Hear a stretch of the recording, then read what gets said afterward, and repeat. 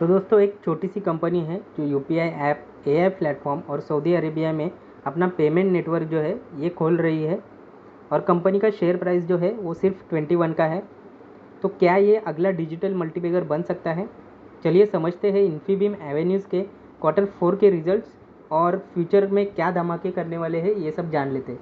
देखो दोस्तों, ये वीडियो में आपको डिटेल में एनालिसिस देखने को मिलने वाली है कंपनी के बारे में, जहाँ पे हम कंपनी के बिजनेस के बारे में डिस्कस करेंगे डिटेल में, एंड देन कंपनी के फाइनेंशियल परफॉर्मेंस के बारे में जानेंगे, कंपनी के रिस्क के बारे में जानेंगे, कंपनी के फ्यूचर प्लान्स क्या है वो जानेंगे, कंपनी ये फ्यूचर प्लान्स किस तरीके से एग्जीक्यूट करने वाली है ये भी जानेंगे, कंपनी के वैल्यूएशन के बारे में जानेंगे, एंड सब के बेसिस पे कंपनी का शेयर प्राइस जो है वो आने वाले समय में हमें किस हद तक रिटर्न कमा के दे सकता है ये भी हम जानने वाले हैं। तो चलिए दोस्तों शुरुआत करते हैं।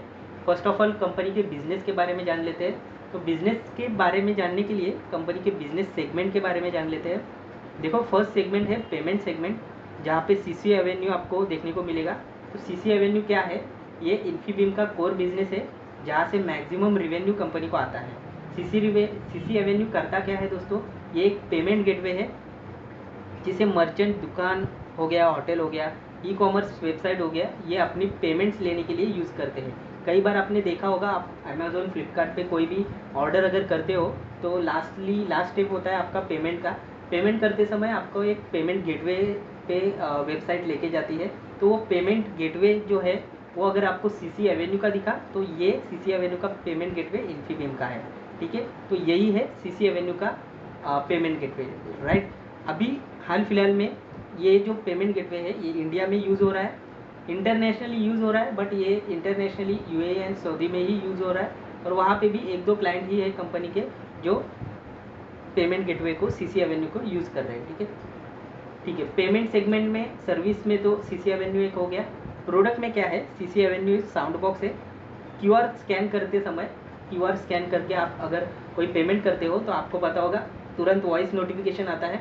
तो ऐसा साउंड बॉक्स भी कंपनी बनाती है, बट क्या है ना, ये साउंड बॉक्स थोड़ा एडवांस रहता है। यहाँ पे आप साउंड बॉक्स के थ्रू, आप कार्ड के थ्रू भी पेमेंट कर सकते हो। देन है टैप पे। टैप पे क्या होता है? ये जो टैप पे है ये एंड्रॉयड मोबाइल को ही कार्ड मशीन बना देता है। मतलब कैसा? टैप पे करके एक ऐप रहता है जो मर्चेंट के मोबाइल पे इंस्टॉल रहेगा, और वो इंस्टॉल रहेगा जब भी कोई कस्टमर अगर कार्ड से पेमेंट कर रहा है तो वो एप्लीकेशन ओपन करके मोबाइल के ऊपर अगर कार्ड स्वाइप करते हैं तो यहाँ पे आपको टैप करके ही मतलब पेमेंट हो जाएगा। ठीक है। देन पीओएस मशीन सब जानते हैं, all in one smart device होता है। तो कंपनी का भी पीओएस मशीन है जहाँ से आप QR, card swipe, EMI, voice, dynamic UPI सब कुछ यहाँ पे हो जाता है। तो ये कंपनी के पेमेंट सेगमेंट में ये सारी सर्विसेज एंड प्रोडक्ट्स है, जहाँ पे मर्चेंट बेस जो है वो ओवर 10 मिलियन का है। टीपीवी मतलब total payments value 8.67 lakh crore का है इन फाइनेंशियल ईयर 25। यहाँ पे कंपनी का फोकस है high margin credit and debit card payment पे एंड नॉट यूपीआई, क्योंकि यूपीआई पे आपको पता है कोई ज़्यादा रिवेन्यू जनरेट नहीं होता है। ठीक है। सेकेंड सेगमेंट है प्लेटफॉर्म सेगमेंट, लाइक रेडिफ1, बिल एवेन्यू, रेस एवेन्यू। रेडिफ1 क्या है? सैस प्लेटफॉर्म है। सैस मतलब क्या? Software as a services. Company software बनाती है एंड एज अ सर्विस दूसरे को प्रोवाइड करती है। ठीक है, मंथली पेमेंट वगैरह बेसिस पे ये कंपनी सॉफ्टवेयर अपने प्रोवाइड करती है स्मॉल बिजनेसेस को।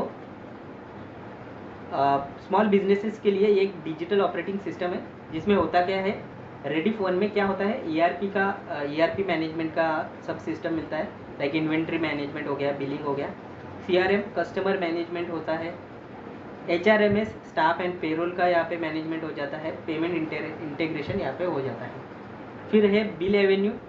बिल एवेन्यू से क्या होता है? भारत बिल पेमेंट सिस्टम का ये एक पार्ट है। बिल एवेन्यू के थ्रू आप electricity bill, gas, mobile, DTH, ये सब बिल आप पेमेंट कर सकते हो। ठीक है। आरबीआई से परपेचुअल जो बीबीपीओयू का जो लाइसेंस होता है ये भी कंपनी को मिल चुका है। कंपनी का फोकस है on rural India and agent network बढ़ाने में कंपनी का फोकस है। फाइनेंशियल ईयर 25 में बिल वैल्यू जो है वो प्रोसीड हुआ है 12,000 करोड़ का। ठीक है। देन लास्ट है रेस एवेन्यू। ये क्या है? होटल इंडस्ट्री के लिए ये एआई बेस्ड बुकिंग का काम करता है एंड रिवेन्यू जो आता है बुकिंग से उसको optimization system revenue optimization system में ये काम करता है, ठीक है। एग्जाम्पल के लिए ताज, ओबेरॉय, मेक माई ट्रिप, यात्रा, ये सब रेस रेवेन्यू का यूज़ करते हैं। थर्ड सेगमेंट है AI इंफ्रास्ट्रक्चर सेगमेंट।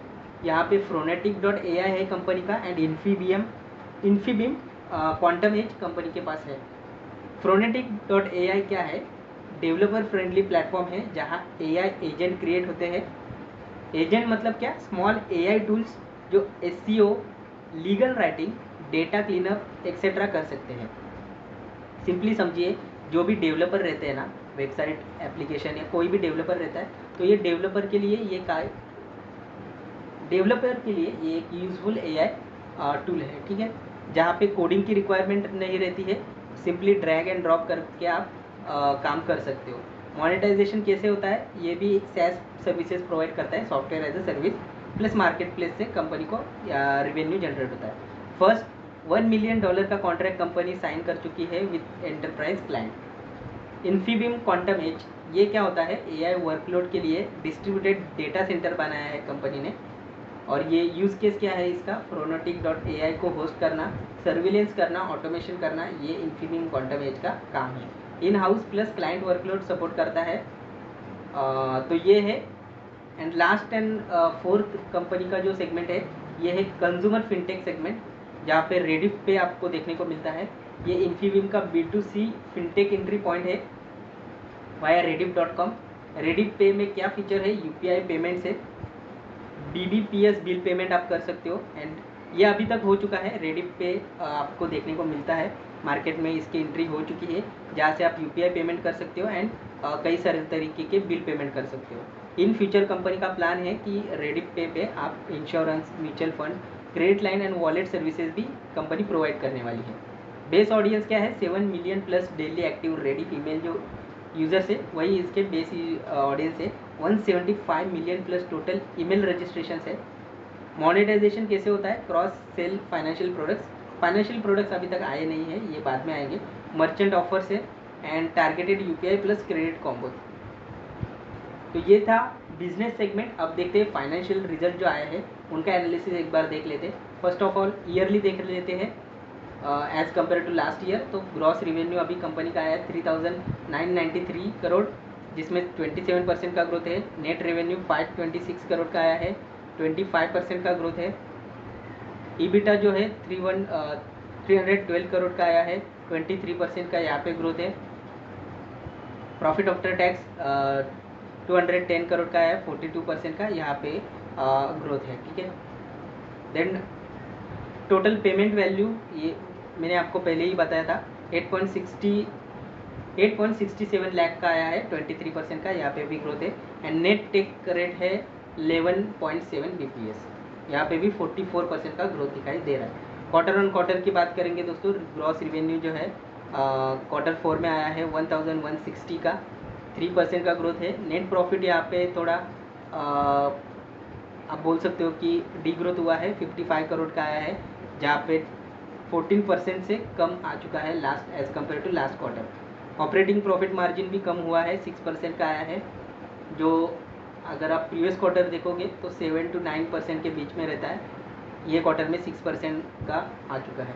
इसका मोस्ट प्रोबेबली रीज़न ये रहेगा कि मार्जिन कंप्रेशन हुआ है क्वार्टर ऑन क्वार्टर पे due to likely front loaded investment. कई ज़्यादा इन्वेस्टमेंट किया है कंपनी ने, लाइक AI पे, रेडिफ पे एंड सऊदी में जो एक्सपेंशन कर रहा है, तो ये इन्वेस्टमेंट की वजह से ये मार्जिन कंप्रेशन शायद हो सकता है।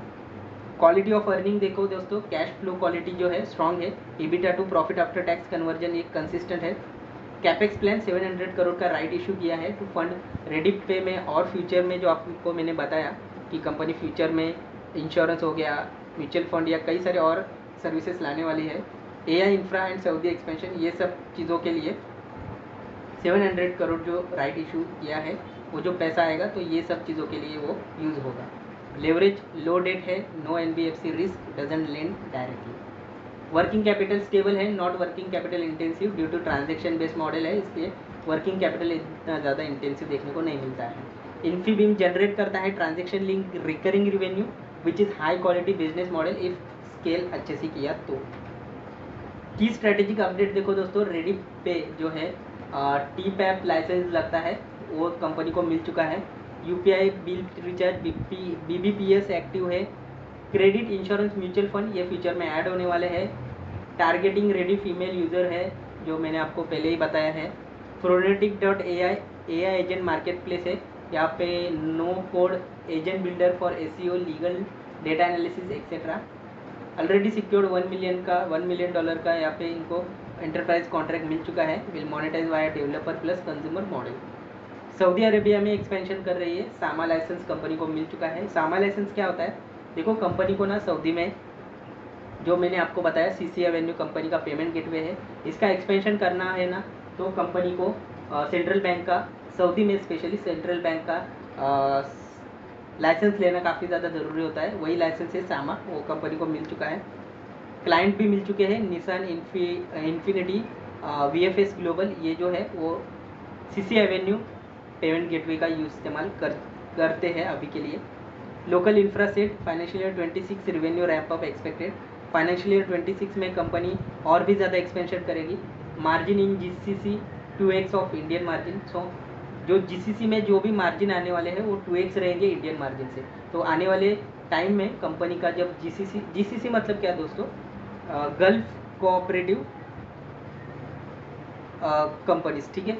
तो गल्फ में जितने भी गल्फ कोऑपरेटिव कंट्रीज़, मतलब गल्फ कंट्रीज़ है ना, उसमें जो भी बिजनेस होगा तो वो बिजनेसेस का मार्जिन जो आएगा वो 2x होगा इंडियन मार्जिन से, इसलिए कंपनी को वहाँ से अच्छा खासा रेवेन्यू और प्रॉफिट जनरेट होगा। CC avenue devices, smart box, smart sound box plus tap पे adaptation growing in Tier 2 to 3।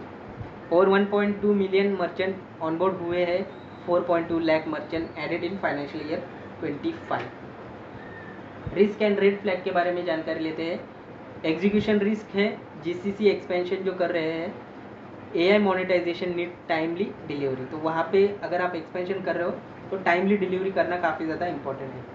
UPI monetization, UPI से आपको पता है ज़ीरो MDR, ज़ीरो, वहाँ से आप कुछ चार्ज नहीं कर सकते, चार्ज नहीं होता है, तो वहाँ से ज़्यादा रेवेन्यू नहीं आता है। Rediff Pay needs cross sell to monetise, मतलब वही है जो फ्यूचर में एक्चुअली UPI से रेडिफ पे जो है वहाँ से आपको फ्यूचर में ही रेवेन्यू जनरेट होता हुआ दिखेगा। लाइक फ्यूचर में कंपनी जब इंश्योरेंस, म्यूचुअल फंड ये सब सर्विसेज प्रोवाइड करेगी तो वहाँ से ज़्यादा रेवेन्यू आएगा, ठीक है।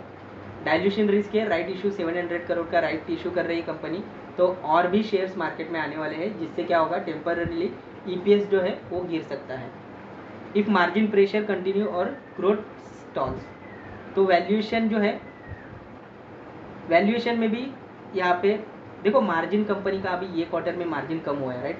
तो अगर मार्जिन ऐसा ही कम होता जाता है तो वैल्यूएशन में आपने को यहाँ पे वैल्यूएशन आपको डी रेटिंग होता हुआ दिखाई देगा, ठीक है। रेडिफ जो है, रेडिफ ये पुराना ब्रांड है, तो ये इसका स्ट्रॉन्ग रीपोजिशन करना काफ़ी ज़्यादा इम्पोर्टेंट है because of modern consumer minds, ठीक है। वैल्यूएशन के बारे में जान लेते हैं। करंट कंपनी का करंट मार्केट प्राइस 21.81 का चल रहा है, EPS है 0.8, PE 27.3 का है, इंडस्ट्री PE 55.4 का है, बुक वैल्यू 13.4 है, PB 1.6, EV to EBITDA 16 to 18 का है। स्टॉक जो है इस trading at a significant discount to industry PE, अच्छा खासा डिस्काउंट पे चल रहा है, एकदम अंडर वैल्यूड आप बोल सकते हो। Justified due to early stage AI bet plus current margin compression. Final verdict पे आते हैं दोस्तों। देखो Q4 जो है, Q4 में प्रॉफिट आफ्टर टैक्स 44 करोड़ का रहा है, जो लास्ट क्वार्टर के हिसाब से 64 का था, तो थोड़ा वीक आया है ये अपन बोल सकते हैं। और ऑपरेटिंग मार्जिन भी 6% तक गिर चुका है, जो पहले के क्वार्टर में 7 to 9% के बीच में रहता था। शॉर्ट टर्म प्रॉफिटेबिलिटी में प्रेशर है, लेकिन कंपनी के फ्यूचर ग्रोथ जो है वो ट्रिगर स्ट्रॉन्ग है, ठीक है। फ्यूचर ग्रोथ के ट्रिगर्स काफ़ी ज़्यादा स्ट्रॉन्ग है, लाइक रेडिफ पे का कंज्यूमर फिनटेक में entry, AI agent market place का बेटा रोल आउट, और सऊदी में जब एक्सपेंशन होगा वहाँ से हाई मार्जिन का आना, तो ये कंपनी के लिए कई ज़्यादा फ़ायदेमंद होने वाला है।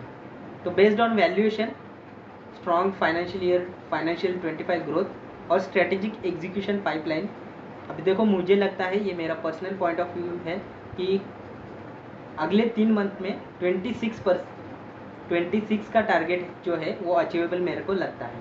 ठीक है, ज़्यादा मैं एक्सपेक्टेशन नहीं रख रहा हूँ। इट इज़ बिकॉज ऑफ कि क्वार्टर ऑन क्वार्टर के रिजल्ट्स अच्छे नहीं आए इसलिए। तो 26 रुपीज़ का टारगेट मुझे अचीवेबल लगता है। यहाँ पे मैं आपको दिखा रहा हूँ वैल्यूएशन आउटलुक फ्यूचर का, जहाँ पे 3 मंथ में 25 का टारगेट है। Market will focus on AI ready Saudi pipeline. 12 month में 30 to 35 का टारगेट है, execution led re rating likely. 24 to 36 months में 50 प्लस का टारगेट है। AI infra plus international monetisation जो है वो फुल स्विंग में तब तक हो जाएगा। तो यही है दोस्तों, ये वीडियो में इतना ही था। आई होप कि ये वीडियो आपको वैल्यूएबल लगा है तो please like share and subscribe करिए। तो मिलते हैं अगले वीडियो में, तब तक के लिए goodbye and happy investing.